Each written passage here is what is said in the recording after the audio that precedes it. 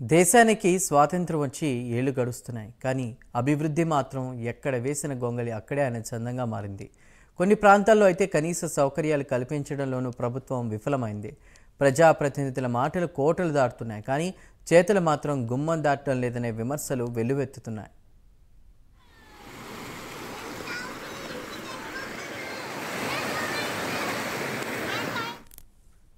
అల్లూరు జిల్లా హుకుంపేట మండలం పంతలచింతలో విద్యార్థులు పడుతున్న కష్టాలు వర్ణనాతీతం.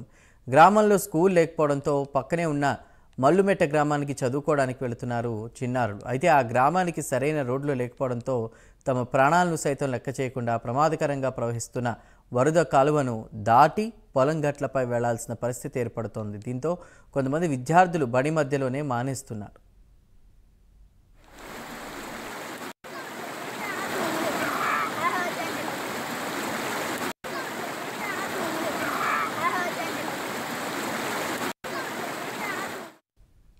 తమ గ్రామంలో స్కూల్ని ఏర్పాటు చేయాలని విద్యార్థులు డిమాండ్ చేస్తున్నారు. అలా కాకుంటే తమ గ్రామానికి రోడ్డు సౌకర్యం అయినా కల్పించాలని డిమాండ్ చేస్తున్నారు విద్యార్థులు. తమ సమస్యలను అధికారులు ప్రజాప్రతినిధుల దృష్టికి ఎన్నిసార్లు తీసుకువెళ్లినా నిమ్మకు నీరెత్తినట్లుగా వ్యవహరిస్తున్నారని ఆరోపిస్తున్నారు విద్యార్థులు. ప్రభుత్వ పాఠశాలలో చదవాలని అధికారులు ప్రజాప్రతినిధులు సమావేశాల్లో ఊకదంపుడు ఉపన్యాసాలు ఇస్తూ ఉంటారు. కానీ కనీస సౌకర్యాలు కల్పించడంలో విఫలమవుతున్నారని ఆగ్రహం వ్యక్తం చేస్తున్నారు స్థానికులు.